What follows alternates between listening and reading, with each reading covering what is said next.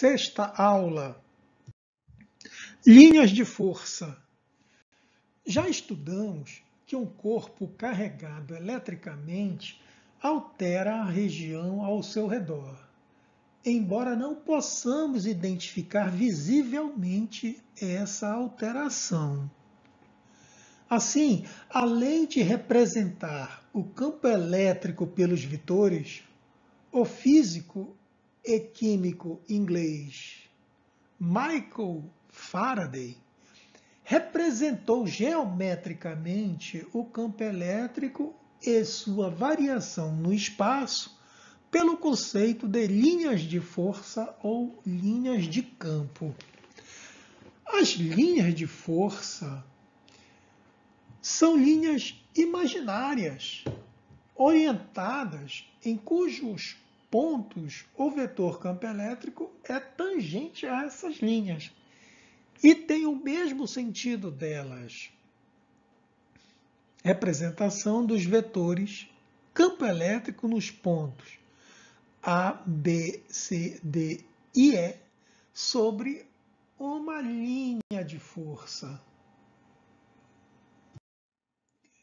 Se considerarmos várias linhas de força, podemos ter uma representação do campo elétrico e a configuração dos vetores campo elétrico nessa região. A intensidade do campo elétrico é dada pela concentração das linhas de campo em uma região. Quanto maior a concentração, maior a intensidade do campo elétrico. As representações a seguir constituem algumas configurações particulares de linhas de força de campos elétricos originados de vários modos.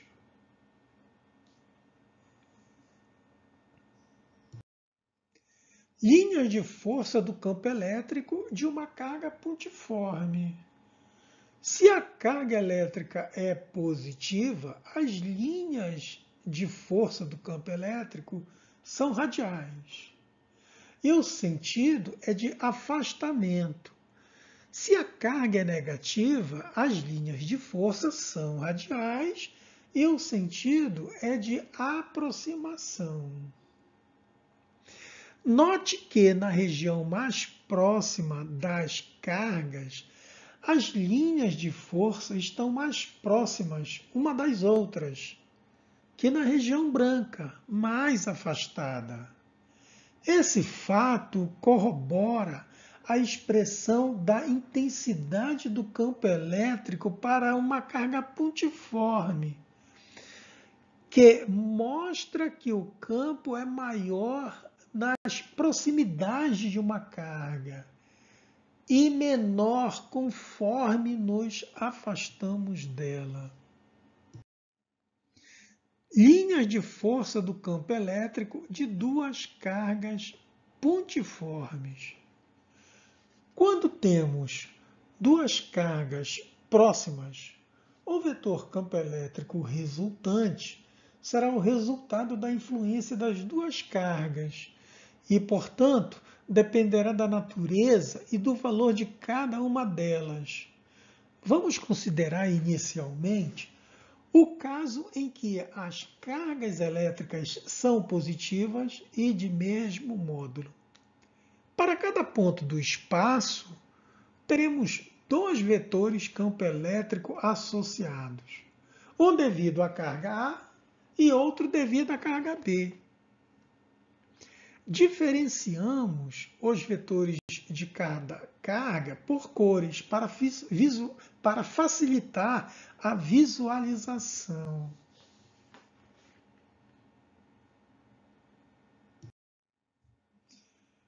Note que todos os vetores são de afastamento em relação à respectiva carga-fonte e que diminuem de tamanho, módulo, conforme a distância do ponto a essa carga. Para cada ponto, o vetor resultante será a soma vetorial dos dois vetores.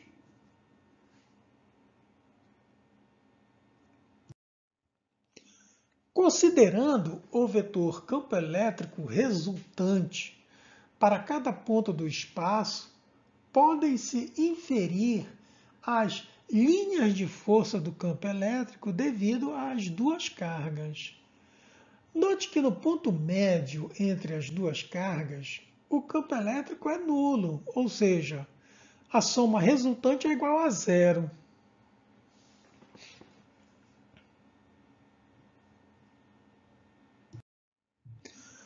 O sentido das linhas de força do campo elétrico é de afastamento em relação a ambas as cargas positivas, pois, como dissemos anteriormente, as linhas de força nascem das cargas positivas.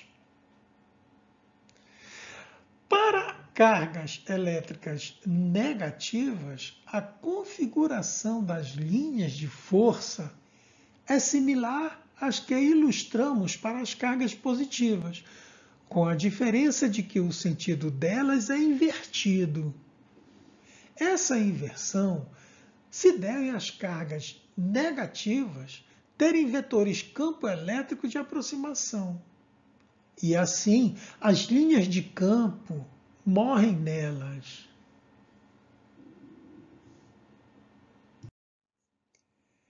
Se as cargas elétricas são de sinais contrários, mas com o mesmo módulo, as linhas de força são no sentido de afastamento nas cargas positivas e no sentido de aproximação nas cargas negativas. Pelo fato de as cargas terem o mesmo módulo, as linhas de força apresentam simetria em relação à direção que une as duas cargas.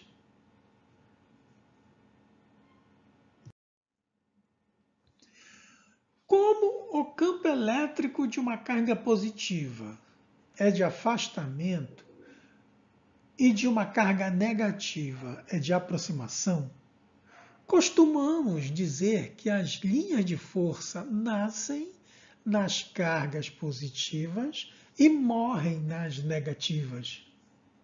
Nesse conceito, utilizamos nascer no sentido de se originar e morrer no sentido de acabar. No caso de as cargas elétricas serem de sinais contrários e de módulos diferentes, as linhas de força continuam no sentido da carga positiva para a negativa. Campo elétrico uniforme. Vimos que configurações de carga resultaram em campos elétricos que variam de direção, sentido e intensidade a cada ponto do espaço. Apesar de ser a configuração mais comum na natureza, veremos um caso mais simples, que chamamos de campo elétrico uniforme. O campo elétrico é denominado uniforme quando, em todos os seus pontos, o vetor campo elétrico tem sempre a mesma característica, isto é, mesmo módulo, mesma direção e mesmo sentido. Neste caso, podemos observar que as linhas de força são retas, paralelas, igualmente orientadas e espaçadas. Um exemplo de campo elétrico uniforme é obtido quando duas placas metálicas paralelas são eletrizadas com cargas de sinais contrários, ou seja, uma é carregada positivamente e a outra negativamente. O campo elétrico entre as duas placas carregadas pode ser considerado uniforme na região interior entre elas. Nas extremidades das placas ocorre o efeito de borda, que deixa o campo irregular. Representação em 2 e em 3 dimensões, respectivamente, de um campo elétrico uniforme no interior de duas placas metálicas eletrizadas. Exercício resolvido. Exercício de número 5. Considere a figura abaixo. Caracterize as cargas Q1 e Q2 quanto ao sinal. Justifique. Resolução. A carga Q1 é positiva e a carga Q2 é negativa, pois as linhas de força nascem em cargas positivas e morrem em cargas negativas.